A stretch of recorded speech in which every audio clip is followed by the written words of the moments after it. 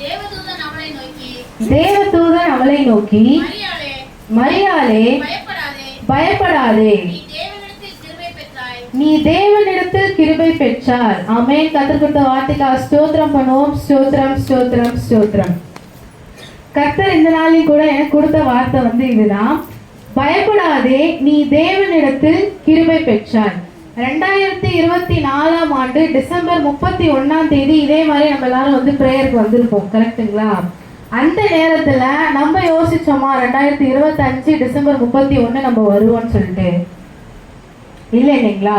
அது எல்லாமே தேவனுடைய கிருபை. நான் இங்க நிற்கதும் நிர்மூலமாகாமல் இருப்பதும் தேவனுடைய கிருபை. ஆமென், ஆமென். கர்த்தர் தாமே அவருடைய கிருபைகளை வைத்து இந்த 365 நாள் நம்மள நடத்தியிருக்காங்க.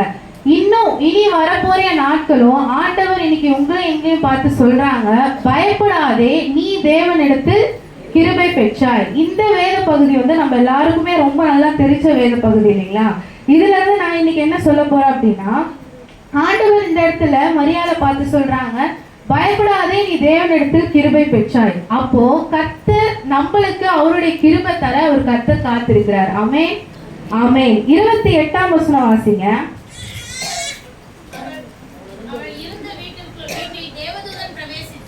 அவள் இருந்த வீட்டில் தேவதூதன் பிரவேசித்து,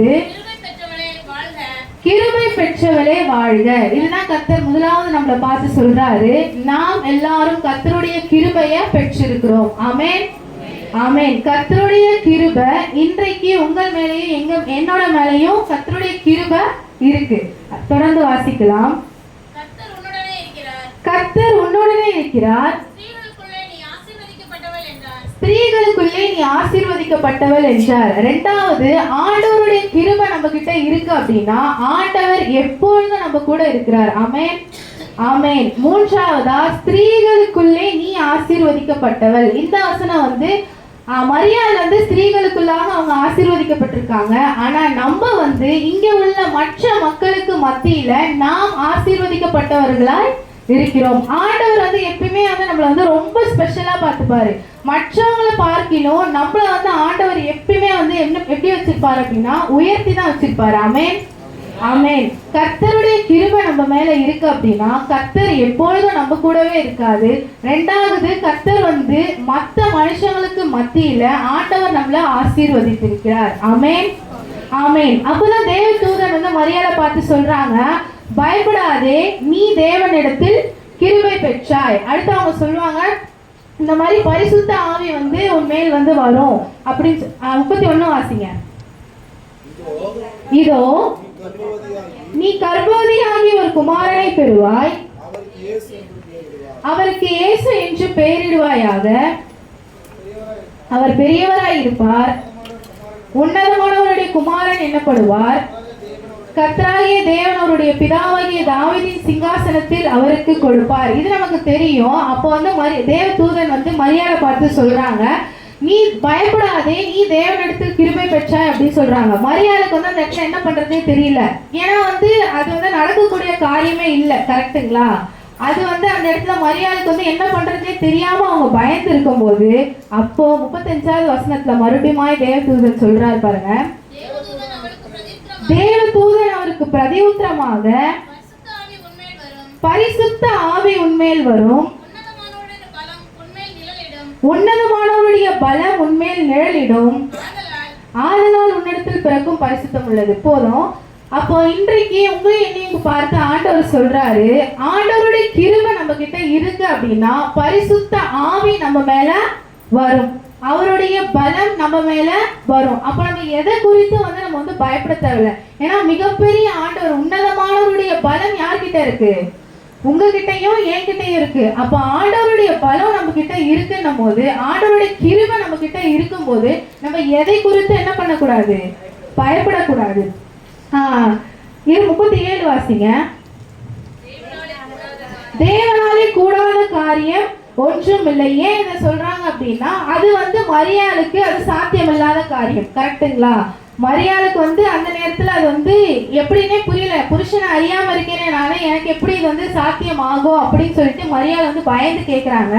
அப்போ தேவதூதன் பார்த்து சொல்றாங்க, தேவனாலே கூடாத காரியம் ஒன்றும் இல்லை. இன்னைக்கும் அதே தான் உங்க வாழ்க்கையில என்னோட வாழ்க்கையில ஆண்டவர் சொல்றாரு. ஆண்டவர் நம்மளுடைய வாழ்க்கையில அதிசயங்களை செய்யற வல்லவராய் இருக்கிறார். இஸ்ரவேல் ஜனங்களை வழி நடத்துறவரு, மோசையை கொண்டு இஸ்ரவேல் ஜனங்களை வழி நடத்துறவரு. 12 கூடைகளை மீறத்தக்கதான பண்டங்களை வந்து ஆண்டவர் வந்து நமக்கு கொடுத்ததுனால அவ்வளோ பெரிய அற்புதங்களை செய்த ஆண்டவர் நம்ம வாழ்க்கையிலையும் அற்புதங்களை செய்ய காத்திருக்கிறார். ஆமென், ஆமென். ஆண்டவர் நம்ம வாழ்க்கையில அற்புதங்களை செய்யணும் அப்படின்னா நம்ம என்ன பண்ணணும்னா 38ஆம் வசனம் வாசிக்கலாம். அதற்கு மரியாள், இதோ நான் ஆண்டவருக்கு அடிமை, உம்முடைய வார்த்தையின்படி எனக்கு ஆக கடவுது என்றாள். ஆமென், ஆமென். ஒண்ணுமே தெரியாம மரியாதை அங்க நிக்கிறாங்க, எதுவுமே தெரியல. ஆனாலும் அந்த நேரத்துல பார்த்து என்ன சொல்றாங்க, நான் உங்களுக்கு அடிமை ஆண்டவரே. ஆமென், ஆமென். உங்களுடைய வார்த்தையின்படி எனக்கு ஆக கடவுது. ஆண்டவருடைய வார்த்தையின்படி நம்மளோட வாழ்க்கையில நடந்துச்சு அப்படின்னா, ஆண்டவர் நம்மளை எந்த வழியில நடத்தணும் அப்படின்னு சொல்லிட்டு அவர் கொண்டு போக இருக்கிறார் அப்படின்னா, அப்பதான் நம்மளுடைய வாழ்க்கை வந்து ஆசீர்வதிக்கப்பட்ட வாழ்க்கையா இருக்கும். ஆமென், ஆமென். ஏன்னா ஆண்டவருடைய வாழ்க்கையில ரட்சிப்பு இருக்கு, ஆண்டவருடைய வார்த்தையில மீட்பு இருக்கு, ஆண்டவருடைய வார்த்தையில சுகம் இருக்கு. அதுக்கு நம்ம என்ன பண்ணணும் அப்படின்னா, ஆண்டவருடைய வார்த்தையை முதலாவது விசுவாசிக்கணும். ஆமென், ஆமென். அவருடைய வார்த்தை இதுதான் அப்படின்னு சொல்லிட்டு நம்ம விசுவாசிச்சோம் மாத்திரம் மட்டும்தான் ஆண்டவருடைய மகிமையை நம்மளால காண முடியும். விசுவாசத்தினால் தேவனுடைய மகிமையை காண்பா என்று நான் உனக்கு சொல்லவில்லையா அப்படின்னு சொல்லிட்டு வேதத்துல பார்க்கிறோம். யோவான் 8ஆம் அதிகாரத்துல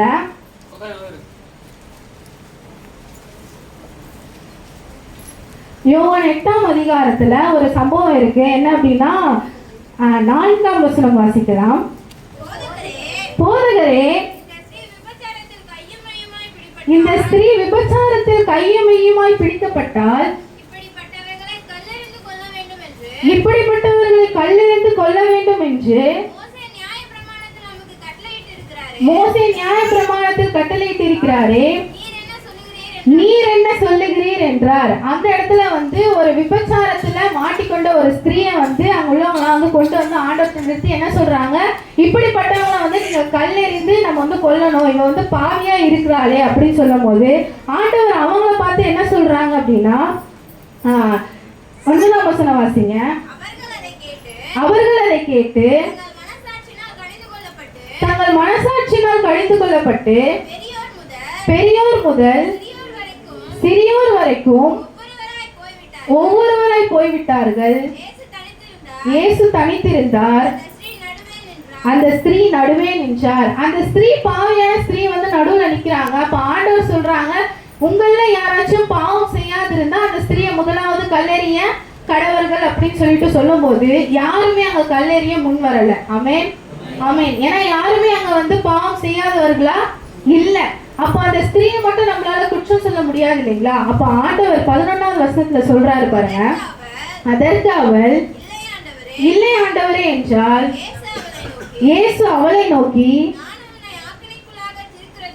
நான் உன்னை ஆக்கினைக்குள்ளாக தீர்க்கிறதில்லை, நீ போ, இனி பாவம் செய்யாதே என்றார். ஆண்டவருடைய அந்த வார்த்தை, நீ போ இனி பாவம் செய்யாதே அப்படின்ற வார்த்தை அந்த ஸ்திரீக்கு மன்னிப்பு தந்தது. ஆமென், ஆமென். அந்த நேரத்துல அந்த ஸ்திரீ வந்து பாவம் செய்த ஸ்திரீ தான். ஆனா அந்த நேரத்துல ஆண்டவர் எதுவும் கடிந்து கொள்ளல. கரெக்டுங்களா? அந்த ஸ்திரீ வந்து எதுவுமே பேசல, நீ இப்படி பண்ணிட்ட அப்படி பண்ணிட்டேன்னு எதுவுமே சொல்லல. நீ போ இனி பாவம் செய்யாதே. அந்த நேரத்துல அந்த ஸ்திரீக்கு அந்த வார்த்தை வந்து எப்படி இருந்தது? மன்னிப்பு தந்தது. இப்போ நம்ம கூட மத்தேயு 8ஆம் அதிகாரம் எடுத்துக்கோங்க.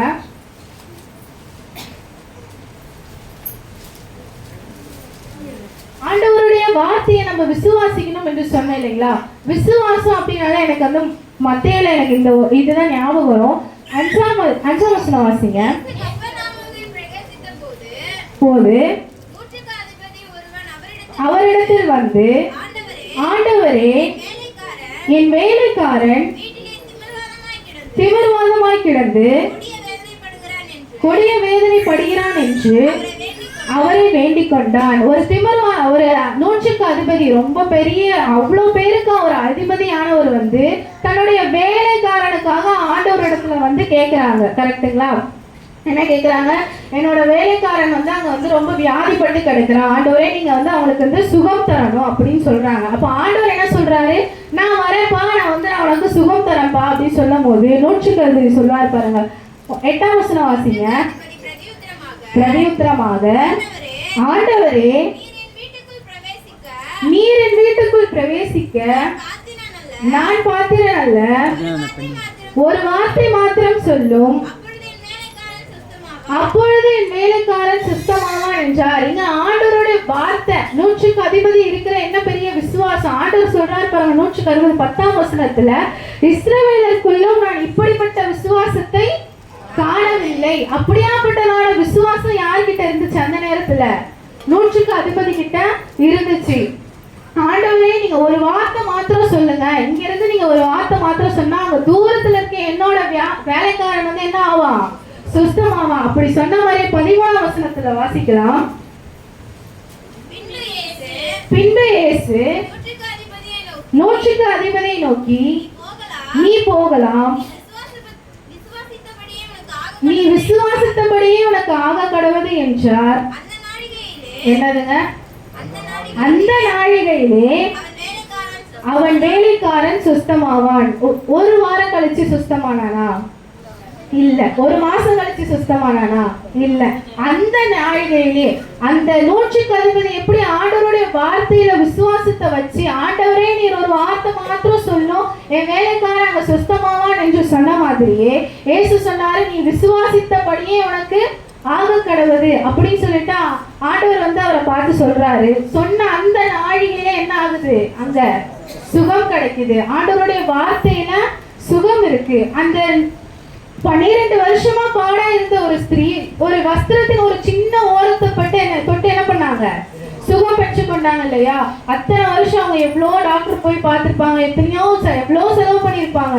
ஆனாலும் அந்த ஒரு குட்டி விசுவாசத்தினால அவங்களுக்கு என்ன கிடைச்சிச்சு?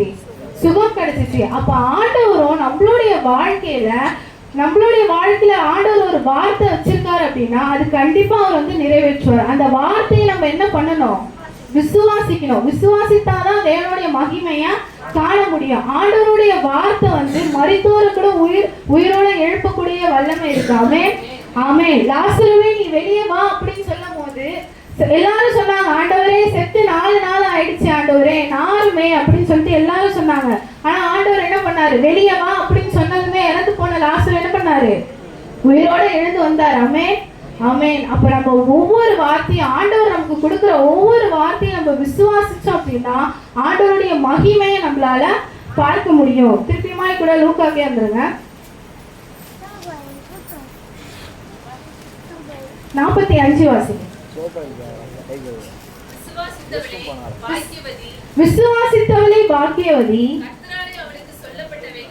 கர்த்தராலே அவளுக்கு சொல்லப்பட்டவைகள் நிறைவேறும் என்றார். ஆமென், ஆமென். விசுவாசித்தோம் அப்படின்னா கர்த்தர் உங்க வாழ்க்கையில உங்களுக்கும் எனக்கும் என்ன சொல்லப்பட்டிருக்கிறதோ அது நிறைவேறும். ஆமென், ஆமென். நாம விசுவாசித்தோம் அப்படின்னா ஆண்டவர் நம்மளுடைய வாழ்க்கையில என்ன குறித்திருக்கிறாரோ, என்ன ஆண்டவர் வந்து எல்லாருக்கும் வந்து முன் குறித்து வைத்திருக்கிறார். ஆமா தானே?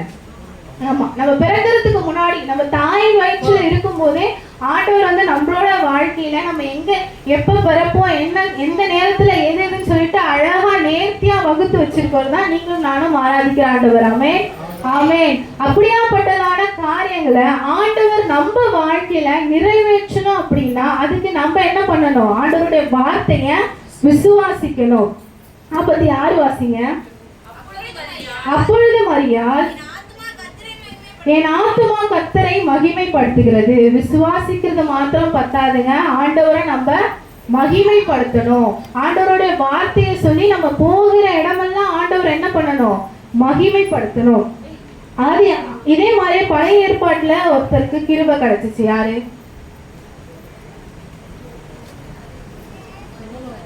நோவா. கரெக்ட். ஆதியாகமம் 6ஆம் அதிகாரம் 8ஆம் வசனம் வாசிக்கலாம். நோவாவுக்கோ கர்த்தருடைய கண்களில் கிருபை கிடைத்தது. ஏன் நோவாவுக்கு கர்த்தருடைய கண்கள்ல கிருபை கிடைத்தது? உலகம் முழுக்க அக்கிரமத்தினால நிறைஞ்சிருக்கு. கர்த்தர் வந்து அழிக்கணும் அப்படின்னு சொல்லிட்டு முடிவு பண்ணிட்டாரு. ஆனா அவ்வளோ பேர் மத்தியில நோவாவுக்கு மாத்திரம் கர்த்தருடைய கண்கள்ல இருந்து கிருபை கிடைச்சிச்சு. ஏன்? அடுத்த வசனம் வாசிக்கலாம். நோவா தன் காலத்தில் இருந்தவர்களுக்குள்ளே நீதிமானும் உத்தமனுமாய் இருந்தான். நோவா தேவனோட சஞ்சரித்துக் கொண்டிருந்தான். ஆமென். இன்னைக்கு நீங்களும் நானும் எப்பொழுதும் தேவனோட சஞ்சரித்துக் கொண்டே இருக்கிறோமா என்றால் அது கேள்விதான். கரெக்டுங்களா? எப்பயுமே எல்லாருமே ஆண்டவரை நம்ம பேசிக்கொண்டே இருக்க மாட்டோம். ஆனா நோவா என்ன பண்ணியிருக்காரு அப்படின்னா, தேவனோட எப்பயுமே சஞ்சரித்து கொண்டிருக்கிற ஒரு நபரா இருந்திருக்காரு. அந்த காலம் தான் நோவாவுக்கு கர்த்தருடைய கண்கள்ல கிருபை கிடைச்சிச்சு. கர்த்தருடைய கண்கள் நோவாவுக்கு கிருபை கிடைச்சிச்சு. அது நோவா மாத்திரம் இல்ல, நோவாவுடைய குடும்பத்துக்கே அந்த பெரிய அழிவுல இருந்து அது ஒரு பாதுகாப்பை கொடுத்துச்சு. நோவாவை கொண்டு கர்த்தர் என்ன பண்ணார்? அந்த பூமி முழுவதையும் கர்த்தர் நிரப்பினார். 18 வாசிங்க. ஆனாலும் உன்னுடனே என் உடன்படிக்கையை ஏற்படுத்துவேன். ஆண்டவர் சொல்றாரு, இந்த பூமி முழுக்க அக்கிரமத்தினால நிறைஞ்சிருக்கு. நான் இந்த பூமியை நான் அழிக்க போறேன், ஒரு பெரிய ஜலப்பிரவாகத்தை நான் உருவாக்க போறேன் அப்படின்னு சொல்லும் போது, ஆனாலும் உன் கூட நான் என்ன பண்ணுவேன்? உடன்படிக்கைய ஏற்படுத்துவேன். அப்ப நாமளும் நோவாவை போல மற்ற மனுஷர்களுக்கு மத்தியில, மற்றவங்களுக்கு மத்தியில நீதிமானும் உத்தமமாய் நம்ம இருந்து தேவனோட சஞ்சரித்து கொண்டிருக்கிறவங்களா இருந்தோம் அப்படின்னா கர்த்தருடைய கண்கள் நமக்கும் கிருபை கிடைக்கும்.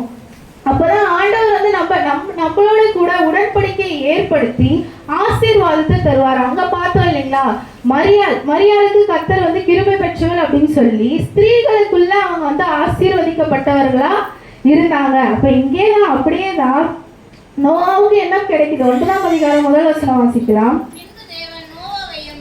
பின்பு தேவன் நோவாவையும் அவன் குமாரனையும் ஆசீர்வதித்து, நீங்கள் பலுகி பெருகி பூமியை நிரப்புங்கள். நோவா மாத்திரம் இல்ல, அவங்க குடும்பத்தையும் கர்த்தர் என்ன பண்ணாரு? ஆசீர்வதித்தார். அதற்கு நோவா என்ன பண்ணார் அப்படின்னா 6ஆம் அதிகாரம் 22ஆம் வசனம் வாசிங்க. நோவா அப்படியே செய்தான். எப்படியே? ஆண்டவர் அவருக்கு என்ன கொடுத்தாரோ, என்ன வேலை கொடுத்தாரோ அதை அப்படியே என்ன பண்ணாங்க? நோவா செய்தாங்க. நோவாக்கு கொடுத்த வேலை ரொம்ப பெரிய வேலை. ஆமா தானே? அவ்வளோ பெரிய ரொம்ப பெரிய வேலை. எல்லா ஜீவ மிருகங்களையும் ரெண்டா நீ எடுத்து உள்ள போட்டு அவங்களுக்கு தேவையான ஆகாரத்தெல்லாம் நீ கொண்டு வைக்கணும். அவ்வளோ பெரிய வேலையை செய்யறது நோவாக்கு ஆண்டவர் வேலை கொடுத்தாரு. எல்லா அளவு மெஷர்மெண்ட் எல்லாமே கர்த்தர் கொடுத்தாரு. அதை 1 இன்ச்சு கூட மாறாம நோவா என்ன பண்ணாரு? கர்த்தர் சொன்னதை வாசிக்கலாம். 22. நோவா அப்படியே செய்தான். தேவன் தனக்கு கட்டளையிட்டபடி எல்லாம் அவன் செய்து முடித்தான். ஆண்டவர் நோவாவுக்கு என்ன கட்டளையிட்டாரோ அதை முழுக்க நோவா என்ன பண்ணாரு? அப்படியே செய்து முடித்தார். 1 இன்ச்சு கூட முன்ன பின்ன போகல. எல்லாமே நோவா என்ன பண்ணாரு? அப்படியே செஞ்சாரு. அதனாலதான் நோவாவுக்கு கர்த்தருடைய கண்கள் கிருபை கிடைச்சது மாத்திரம் இல்லாம உடன்படிக்கை கர்த்தர் நோவாவுக்கு ஏற்படுத்தி நோவோட குடும்பத்தையும் கர்த்தர் ஆசீர்வதித்தார். இன்னைக்கு உங்களையும் என்னையும் பார்த்து கர்த்தர் சொல்றாரு, இனி வரக்கூடிய நாட்களோ இனி வரக்கூடிய வருஷங்களோ பார்த்து பயப்படுறீங்களா? பயப்படாதே, நீ தேவனிடத்தில் கிருபை பெற்றாய். ஏன் கிருபை உன்கிட்ட இருக்குமா? உன்னுடைய வாழ்க்கையில பெரிய அதிசயங்களை செய்ய நான் காத்து கொண்டிருக்கேன். அதுக்கு நம்ம செய்ய வேண்டிய ஒரே வேலை லூக்கா 1:38 வாசிக்கலாம். அதற்கு மரியாள், இதோ நான் ஆண்டவருக்கு அடிமை, உம்முடைய வார்த்தையின்படி எனக்கு ஆக கடவுது என்றார். ஆண்டவரை நோக்கி நம்ம என்ன பண்ணணும்? ஆண்டவரே, நான் உங்களுக்கு அடிமை, உம்முடைய வார்த்தையின்படி என்னோட வாழ்க்கையிலையும் ஆகணும் அப்படின்னு சொல்லிட்டு நம்ம என்ன பண்ணணும்? கர்த்தரை நோக்கி விசுவாசத்தோடு ஜெபிக்கணும். ஆண்டவருடைய வார்த்தையில இன்னும் அதிகமா நம்ம விசுவாசத்தை வச்சோம் அப்படின்னா ஆண்டவர் நம்மளுடைய வாழ்க்கையில செய்ய காத்திருக்கிறதான பெரிய அதிசயங்களை அவர் செய்வார். ஆமென், ஆமென். ஆண்டவரை நோக்கி ஜெபிப்போமா? ஸ்தோத்திரிக்கிறோம் தகப்பனே. இயேசப்பா உமக்கு ஸ்தோத்திரம் ஸ்தோத்திரம் கர்த்தாவே. ஆண்டவரே இந்த நேரத்திலும் கூட தகப்பனே என் தேவன் நீ கொடுத்த இந்த நல்ல வாய்ப்புதான் உமக்கு நன்றி செலுத்துகிறேன் கர்த்தாவே. இயேசப்பா பயப்படாதே, நீ தேவனிடத்தில் கிருபை பெற்றாய் என்று சொன்னீங்களே தகப்பனே. ஆண்டவரே இந்த நேரத்திலையும் கூட இயேசப்பா இங்க எத்தனையோ பேர் பயந்து வந்திருக்கலாம் தகப்பனே. இந்த வருஷத்தை நான் எப்படி கடக்க போறேன் என்று பயந்திருக்கலாம் தகப்பனே. ஆண்டவரே இன்றைக்கு நீர் அவர்களை பார்த்து சொல்லுகிறீங்களே, பயப்படாதே, நீ தேவனிடத்தில் கிருபை பெற்றாய் என்று. ஆண்டவரே உங்களுடைய கிருபை மாத்திரம் எங்களுக்கு போதும் தகப்பனே. இயேசப்பா ஸ்தோத்திரிக்கிறோம் ஸ்தோத்திரிக்கிறோம் ஸ்தோத்திரிக்கிறோம் ராஜா.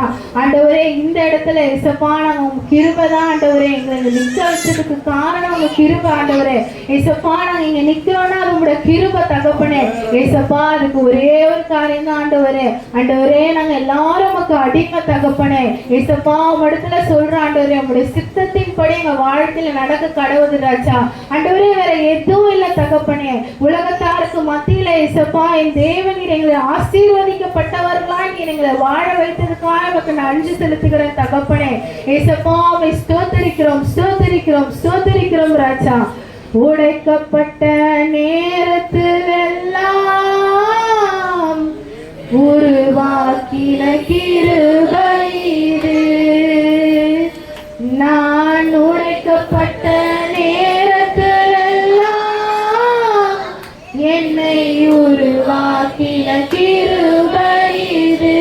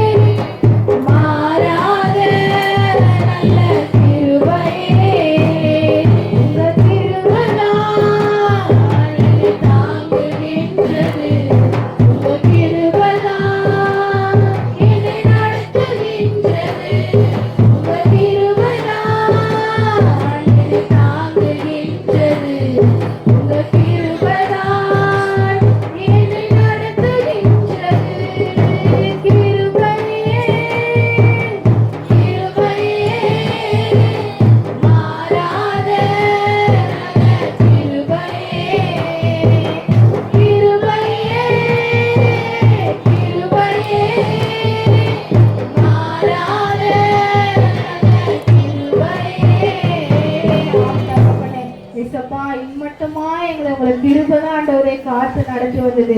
ஆண்டவரே இனிமேல் எங்களை காக்க போய் நம்முடைய கிருபை தான் தகப்பனே. ஏசப்பா நீ கொடுத்த இந்த வார்த்தைக்காக உங்களுக்கு நன்றி செலுத்துகிறாச்சா. ஆண்டவர் கொடுத்த இந்த வார்த்தைக்காக யாராச்சும் ஒருத்தர் செபிக்க முடியுமா?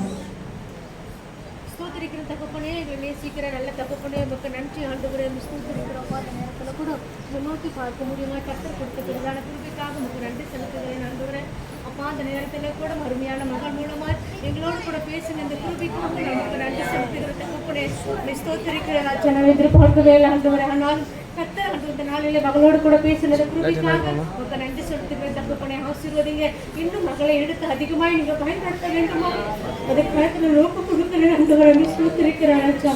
பாதுகாத்துக் கொள்ளுங்க தகப்பனே. ஸ்தோத்திரிக்கிறோம் ஆண்டவரே. லட்சங்களுக்கு எடுத்து நீங்க பயன்படுத்த போகிற கிருபைக்காக நான் நமக்கு நன்றி செலுத்துகிறேன் ஆண்டவரே. என்னோடு கூட நீர் பேசின அந்த வார்த்தைக்காக நமக்கு நன்றி செலுத்துகிற தகப்பனே. ஸ்தோத்திரிக்கிறோம். ஆசீர்வதிங்க, பலப்படுத்துங்க, கிருபையை காத்துக் கொள்ளுங்க. இயேசுவின் நாமத்தினால ஜெபம் கேளுங்க நல்ல பிதாவே.